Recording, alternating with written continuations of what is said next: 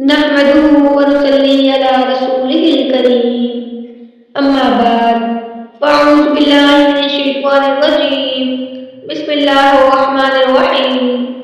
میرے تمام معزز ناظرین کو السلام علیکم۔ آج میں آپ سب کے ساتھ قرآن کریم کی ایک بہت ہی زیادہ طاقتور اور مضرب آیت کا وظیفہ شیئر کروں گی۔ یہ آیت عرش کو ہلا دینے والی آیت ہے۔ آپ کی کوئی بھی مراد ہے، کوئی بھی حاجت ہے، کوئی مشکل ہے، کوئی پریشانی ہے، تو آپ اس آیت کا وظیفہ کریں تو انشاءاللہ اللہ رب العزت کے حکم سے آپ کی پریشانی دور ہو جائے گی، آپ کی مراد، آپ کی حاجت پوری ہو جائے گی۔ وہ آیت سبھی لوگوں کو تقریباً آتی ہے۔ وہ آیت یہ ہے فَبِأَيِّ آلَاءِ رَبِّكُمَا تُكَذِّبَانِ۔ اس آیت کو پڑھنا کس طریقے سے ہے، کس طرح پڑھنا ہے، اس کے پڑھنے کا طریقہ کیا ہے، وہ آج میں آپ کو اپنی اس ویڈیو میں بتاؤں گی۔ ویڈیو کو شروع کرنے سے پہلے میرے اپنے چینل پر تمام نئے آنے والے ویور سے گزارش ہے کہ وہ میرے چینل کو سبسکرائب کر لیں، بیل آئیکن کو پریس کر لیں تاکہ میری ہر نئی آنے والی ویڈیو سب سے پہلے آپ تک بآسانی پہنچ سکے۔ تو یہ وظیفہ آپ نے تب تک جاری رکھنا ہے جب تک آپ کی مراد یا آپ کی حاجت پوری نہیں ہو جاتی۔ یہ وظیفہ بہت ہی زیادہ فائدہ مند اور مضرب وظیفہ ہے۔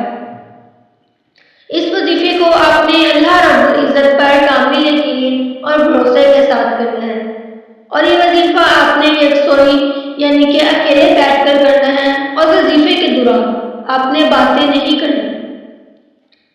وظیفہ آپ نے باوضو ہو کر کہیں پر بھی اکیلے بیٹھ کر یہ وظیفہ کرنا ہے، اور وظیفے کو شروع کرنے سے پہلے آپ نے اول آخر 3 مرتبہ درود ابراہیم یا کوئی سا بھی درود پاک پڑھ سکتے ہیں۔ اس کے بعد آپ نے یہ آیت فَبِأَيِّ آلَاءِ رَبِّكُمَا تُكَذِّبَانِ، اس آیت کو آپ نے 100 مرتبہ پڑھنا ہے، یعنی کہ اس آیت کی ایک تسبیح کرنی ہے، اور اس کے بعد آخر میں پھر 3 مرتبہ درود ابراہیم پڑھ لیں یا کوئی سا بھی درود پاک پڑھ لیں۔ اس کے بعد آپ نے اپنی دعا مانگنی ہے، جو بھی آپ کی حاجت ہے، جو بھی پریشانی ہے، رشتے نہیں ہو رہے، کاروبار میں تنگی ہے، کوئی بھی آپ کو تکلیف ہے، کوئی پریشانی ہے، تو آپ نے اللہ رب العزت کی بارگاہ الہی میں دعا مانگنی ہے، تو انشاءاللہ اللہ رب العزت کے حکم سے اور اس آیت کے مضرب وظیفے کی برکت سے آپ کی دعا، آپ کی حاجت پوری ہو جائے گی انشاءاللہ۔ اگر آپ لوگوں کو میری ویڈیو پسند آئے تو ویڈیو کو لائک کر دیں، چینل کو سبسکرائب کر دیں، بیل آئیکن کو پریس کر دیں، اور ویڈیو کو زیادہ سے زیادہ لوگوں تک شیئر کریں تاکہ آپ لوگ بھی ثواب کے مستحق بن سکیں۔ شکریہ۔